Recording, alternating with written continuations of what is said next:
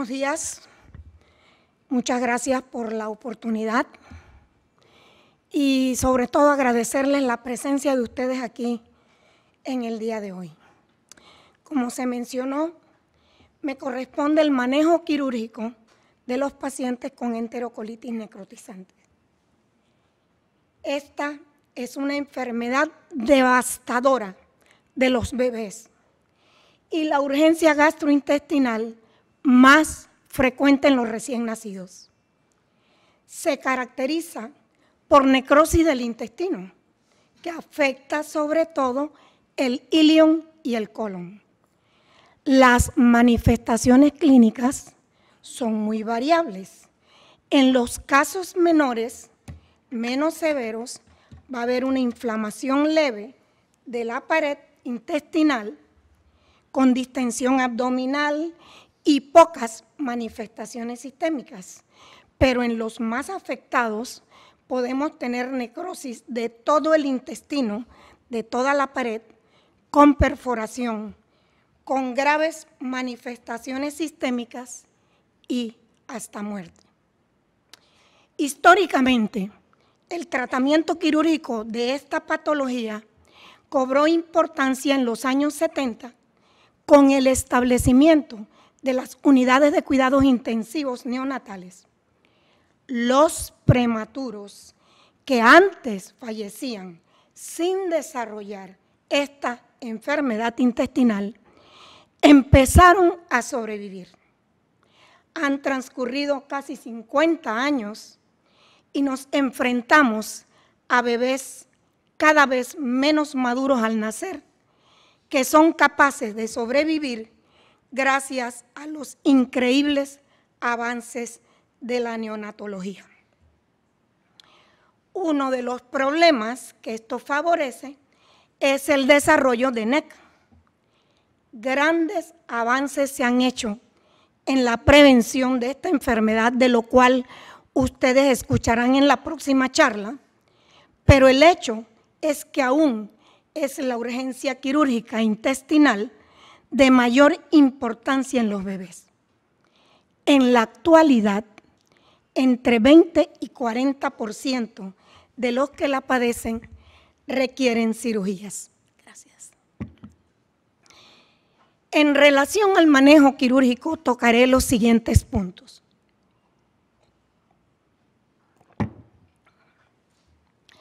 ¿Cómo es el paciente que desarrolla NEC y puede requerir cirugía?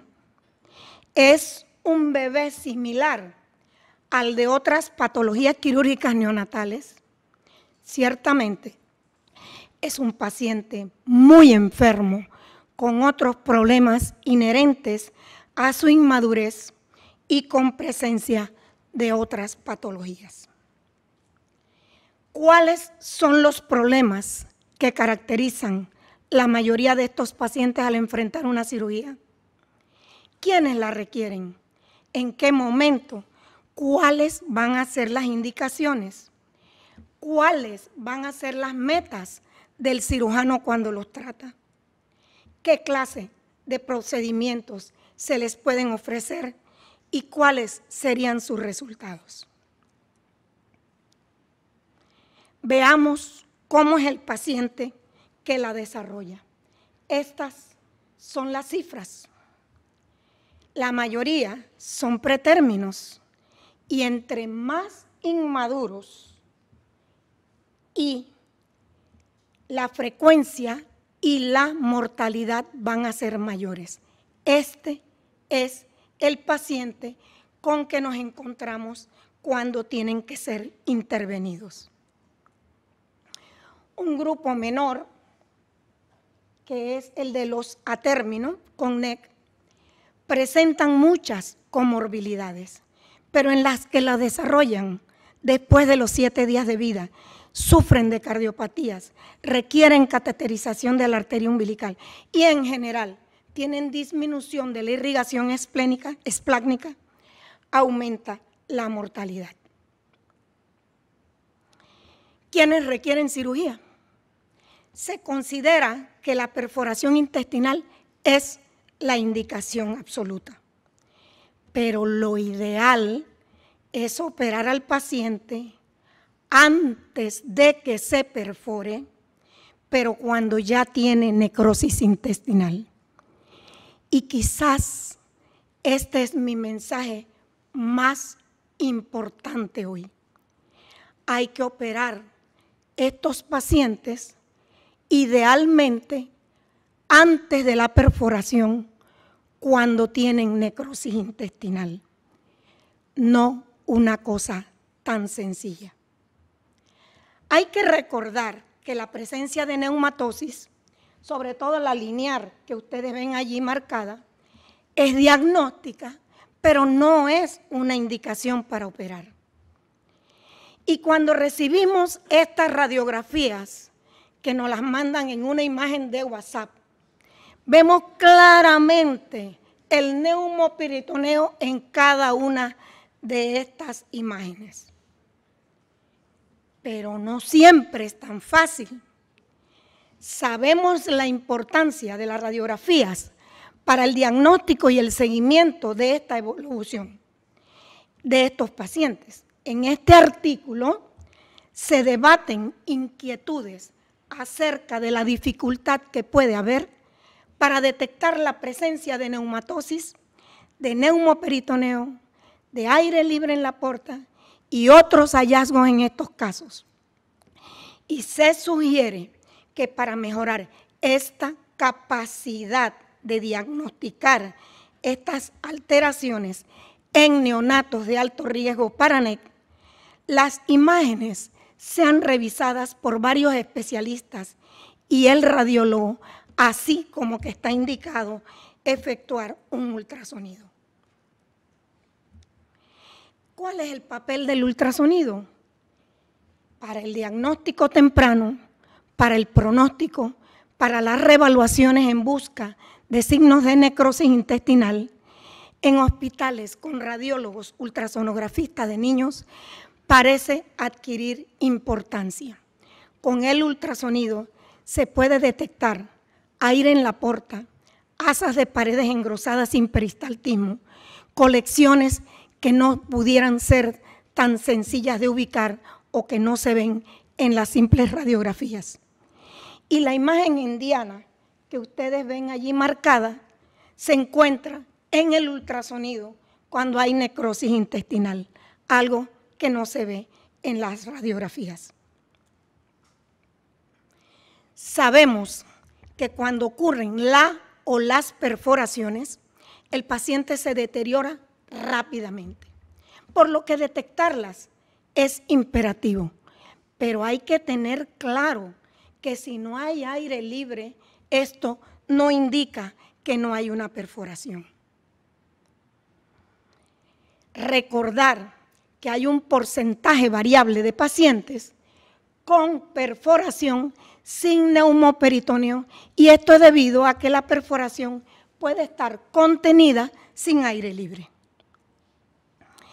En los casos en que no hay neumoperitoneo, y recordando que lo ideal es no esperar a que este ocurra, nos basamos en lo que algunos han denominado indicaciones relativas. Pero además debemos sospechar perforación en los pacientes cuando desaparece un asa fija y ahora la placa se ve blanca sin aire, cuando en una punción se obtiene un drenaje positivo y en presencia de ascitis. Vemos aquí, en esta imagen, a repetición, estas asas fijas, y vemos que desapareció en la placa de la derecha. Cuando tenemos esta imagen en tomas sucesivas y de pronto el aire desaparece, hay que pensar en perforación. La punción es un recurso disponible, sencillo y de gran utilidad. En la técnica buscamos un flanco donde no haya masas. Usamos una aguja muy fina, 22 a 25, que introducimos a 45 grados, avanzamos suavemente aspirando y lo que obtenemos lo mandamos para gran y cultivo. Si obtenemos una jeringuilla como esta, con una cantidad apreciable y de color chocolate, vamos a decir que esta punción es positiva, y si obtenemos una cantidad pequeña y de color más claro, no es así. También es positiva cuando obtenemos bacterias en el grano que hemos mandado de la muestra que hemos tomado. El deterioro de la condición clínica, a pesar del tratamiento médico intensivo, y la presencia de una masa o una obstrucción intestinal persistente, son considerados indicaciones para cirugía. El deterioro de este paciente será mejor detectado por un neonatólogo con experiencia que haya evaluado secuencialmente este paciente. La presencia de gangrena se puede sospechar además cuando hay una masa abdominal fija con eritema en la pared, como vemos aquí. Cuando hay aire en la vía porta, como en la imagen que ustedes están viendo. Cuando hay asas fijas en radiografías secuenciales. Cuando el conteo de plaquetas sea menor de 100.000 y cuando haya un sangrado intestinal severo por vía rectal. Y estas condiciones que acabo de mencionar deben encender en nosotros la alarma de que estamos ante una gangrena intestinal. Así, resumiendo, las indicaciones para cirugía van a ser la perforación cuando creemos que hay necrosis intestinal y cuando el manejo médico intensivo ha fallado para controlar la sepsis. Pero la decisión es conjunta del equipo, incluyendo al cirujano, que debe conocer este paciente cuando se hace el diagnóstico de enterocolitis, no cuando se sospecha, pero tampoco cuando ya está perforado. Ese conocimiento de ese paciente, seguir esa evolución, nos va a permitir tomar mejores decisiones en ese paciente en particular.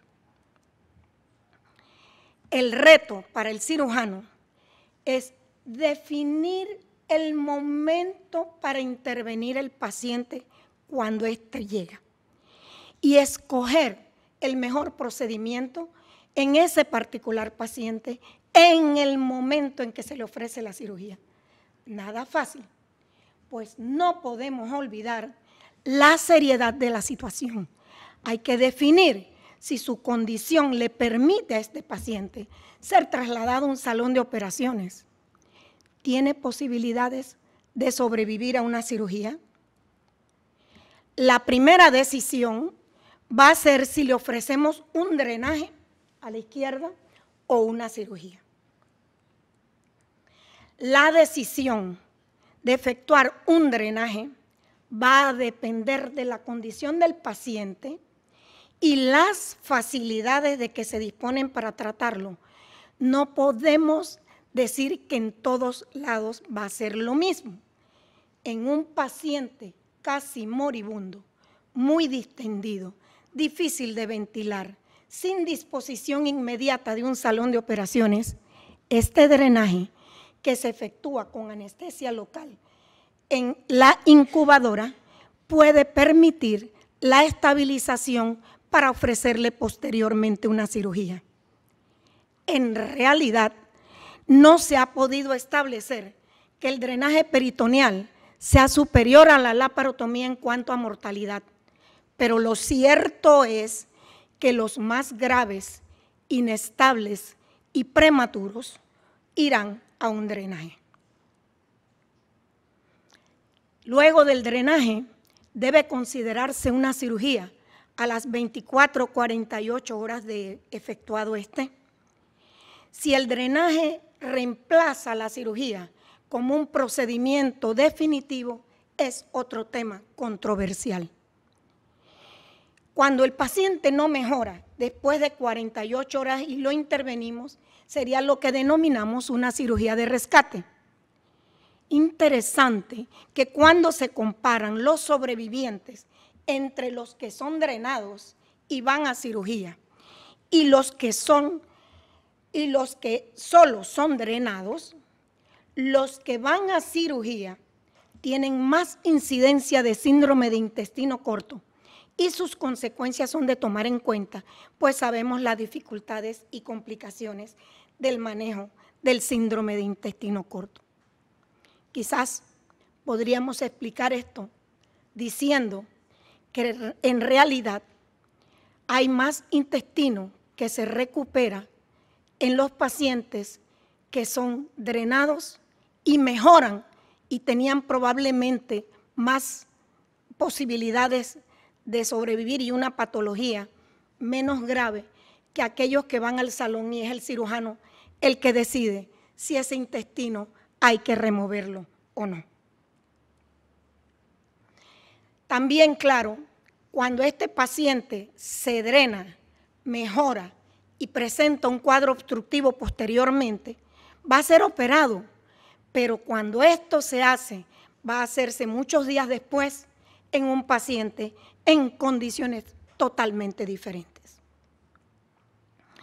En la decisión de operar, tenemos que recordar las condiciones usuales de estos pacientes, puesto que los problemas que caracterizan la mayoría de ellos al enfrentar una cirugía son muy importantes.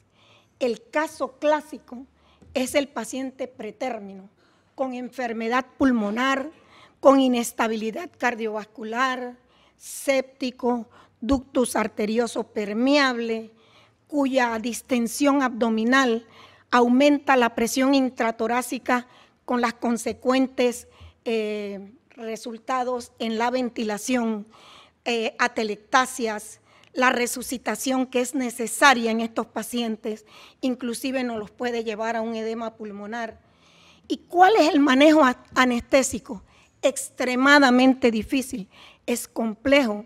Intraoperatoriamente el anestesiólogo tiene que estar en capacidad y disponible y viendo cómo tiene que ir ajustando los parámetros ventilatorios con los cambios de elasticidad pulmonar que van a ocurrir durante la cirugía. ¿Cuáles son las metas del cirujano? Resecar el intestino claramente necrótico, el control de la sepsis intraabdominal y conservar la mayor cantidad de intestino sano o potencialmente recuperable en los casos extensos. Este es el escenario que podemos encontrar. Hay que eliminar todo el intestino necrótico, pero por la extensión que ustedes están viendo aquí, en este caso en particular, vamos a tener que conservar el resto, inclusive el dudoso, porque sería una resección tan extensa cuyos resultados ustedes ya saben cuáles serían. Lo tradicional ha sido la laparotomía para resecar el intestino necrótico y realizar una ostomía que permita la recuperación del paciente con cierre diferido de los estomas. El manejo quirúrgico no ha variado básicamente en los últimos 20 años, pero en realidad los estomas y particularmente las yeyonostomías causan trastornos metabólicos y nutricionales. Esto ha hecho que algunos cirujanos prefieran las anastomosis inmediatas siempre que esto sea posible. Sobre si es mejor una ostomía o resección y anastomosis, no hay evidencias en la literatura de la superioridad de uno sobre el otro, que sean claras. Pero sabemos que en bebés inestables, una vez más durante la cirugía, o con complicaciones intraoperatorias, vamos a preferir hacer una ostomía, ya que esto es hecho de manera expedita. ¿Qué procedimientos les vamos a poder ofrecer? Básicamente estas son las dos parámetros importantes para tomar esta decisión. Primero, la condición del paciente y la extensión y ubicación de la enfermedad. Así, cuando hemos tomado la decisión de operar estos pacientes, vemos qué clase de procedimientos podemos ofrecerle a ese paciente en particular en ese momento. Lamentablemente, determinar la extensión y ubicación de la enfermedad es solo posible cuando los intervenimos durante la cirugía. El cirujano puede encontrar enfermedad focal, multifocal, panintestinal y total. La gangrena total. En este resumen se muestran distintas opciones de acuerdo con el daño encontrado y la condición del paciente, pero en realidad vamos a ver cada caso. Esta es la enfermedad focal. La tenemos ubicada aquí y en un paciente con esta presentación que está estable, lo que el cirujano va a hacer es una resección y una anastomosis. Pero en un paciente con esta condición que está inestable, lo más lógico es hacer una resección y un estoma para permitirle al paciente recuperarse.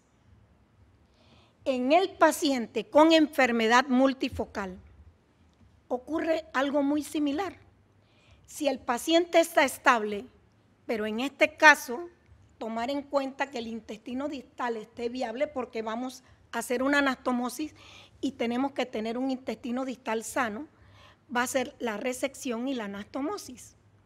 Pero si está inestable, con intestino distal de viabilidad dudosa, o si tenemos problemas en la cirugía, por ejemplo, sangrado al disecar, vamos a tener las opciones de hacer resección y estoma, una ostomía proximal que pudiera hacerse inclusive sin resecar en condiciones muy dramáticas, o la técnica de clip and drop que les mencionaré. Esta es la enfermedad multifocal y como ustedes ven tenemos áreas afectadas con intestino sano intercalado. O como vemos en este ejemplo, ¿verdad?, donde hay una gran cantidad de intestino afectado, áreas sanas y áreas dudosas.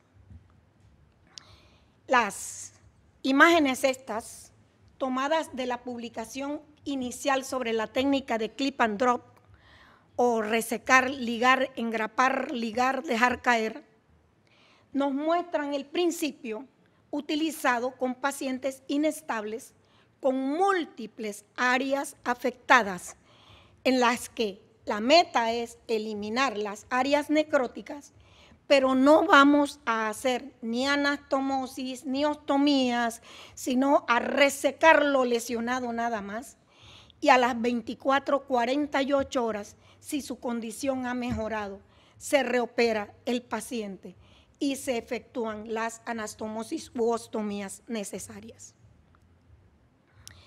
En la panintestinal hay más del 75% del intestino involucrado y la mortalidad es prácticamente el 100%. Como ven ustedes, en estos dos ejemplos, el intestino puede tener aspectos muy diferentes de acuerdo con la viabilidad de la pared, pero es necrosis. Y finalmente, en la gangrena intestinal total, claro que algunos hacen una yeyunostomía proximal, pero hay que considerar seriamente no darle tratamiento a estos pacientes, pues la mortalidad es 100%. con el interés esto de tratar de adivinar qué paciente tiene una necrosis extensa, buscando cómo predecir esta condición por la connotación que lleva. En este estudio que ven ustedes allí, tomando en cuenta estos valores que ustedes ven a la izquierda, de creatinina, fósforo, plaquetas y edad al momento del diagnóstico de NEC, ellos dicen que preconizan que cuando ellos alcanzaban 4 puntos, con estos, tomando en cuenta estas variables, alcanzaban una especificidad para necrosis intestinal, panintestinal del 97%.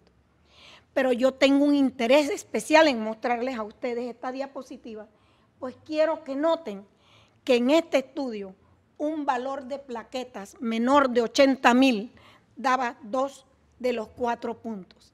Y quiero con esto enfatizar la importancia del nivel de las plaquetas como un índice de cuán seria es la situación intestinal. En algunos centros se usa en pacientes selectos la laparoscopía para determinar la extensión, ubicar el o las áreas afectadas, exteriorizarlas, resecar, anatomosar o hacer ostomías. Los bebés con NEC avanzada a menudo requieren inotrópicos, ventilación y ventilación de alta frecuencia para soporte ventilatorio. Están muy graves y a veces el salón de operaciones queda distante en otro piso. No hay cupo para intervenirlos en el momento en que se solicita. Una posibilidad es operarlos en la unidad de cuidados intensivos neonatales.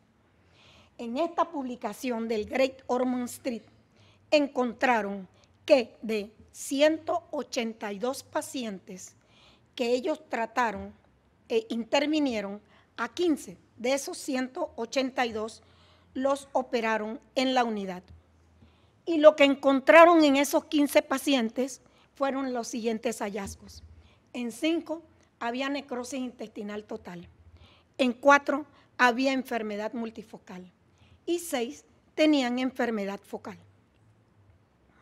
Pero la gravedad de estos 15 pacientes se aprecia en los hallazgos a la izquierda y en los resultados a la derecha, ya que de los 15, 10 bebés murieron en una mediana de 6 horas, uno murió a los 72 días y otro a los 264 días, qué tristeza, y que quedaron 3 vivos en condiciones variables. Los autores se preguntan si se le debe ofrecer a todos los bebés tratamiento quirúrgico sin considerar el impacto en sus familias cuando la enfermedad es tan extensa o avanzada y sus condiciones son tan terribles. Las estenosis pueden ocurrir en pacientes que se han recuperado con el tratamiento médico. Ojo con las áreas en donde cuando se hace el diagnóstico, se han visto neumatosis, pero esos pacientes no se han operado, porque pueden desarrollar áreas de estenosis en esos lugares. O aquellos operados que tenían áreas dudosas que se recuperaron, o que desarrollaron nuevas lesiones después de una cirugía, o que se les cerraron ostomías y en esas áreas donde se cerraron pueden ocurrir estrecheces. Pues todos estos pacientes deben ser vigilados y tener estudios para descartar las estenosis posteriormente que se presentan cuando el paciente tiene semanas de haber tenido el evento de la enterocolitis. Este flujograma de las decisiones que se pueden tomar, publicado por la Sociedad Española de Pediatría, podría ser un resumen de lo que les he hablado. Al inicio tienen ustedes el diagnóstico de enterocolitis con un tratamiento médico. El paciente va a mejoría clínica y analítica y va entonces a curación. lo ideal prevenir, pero si ya estamos en el tratamiento, lo ideal que el tratamiento médico resolviera el problema. Y luego tienen ustedes aquí que este paciente de tratamiento médico pudiera presentar un neumoperitoneo o pudiera tener un deterioro en su condición, en su clínico, en su progreso. Claramente el paciente que tiene un neumoperitoneo irá, según sus condiciones, a drenaje peritoneal o a cirugía. Y ellos aquí muy positivamente hablan que todos los de cirugía van a curación, pero no es así. Muchos mueren y otros tienen los resultados de esto. Y finalmente van a los controles. Y los pacientes, estos que tienen deterioro de su condición, y quiero pues allí que ustedes vean, que creo que no lo pueden leer desde allá, que habla de la distensión abdominal, del enrojecimiento de la pared, del dolor intenso a la palpación, de la estabilidad hemodinámica y de la presencia de ascitis y de lo que mencionamos que son quizás indicaciones secundarias, sobre todo si va acompañado de leucopenia, trombocitopenia, acidosis metabólica, aumento de la proteína C reactiva, insuficiencia renal, hiponatremia, todas estas cosas que acompañan a estos pacientes. Si su condición es mala, van a ir a drenaje peritoneal. Y el drenaje peritoneal, aquellos pacientes que son sujetos a drenaje peritoneal pudieran tener una mejoría transitoria o completa e ir a curación e ir a controles. Eso es lo que quisiéramos en estos pacientes, pero la mayoría de las veces son pacientes que terminan teniendo otros problemas que terminan en este medio aquí, donde tenemos que no hay mejoría o hay empeoramiento progresivo, o repiten neumoperitoneo, o persisten signos de obstrucción y entonces van a cirugía. Quise finalizar hablando de los resultados y futuro a largo plazo de estos niños.